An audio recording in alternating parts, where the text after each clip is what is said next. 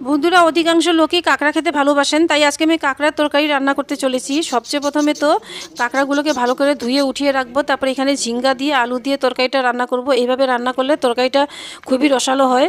অন্য অনেকভাবেই রান্না করা যায় কাঁকড়াকে।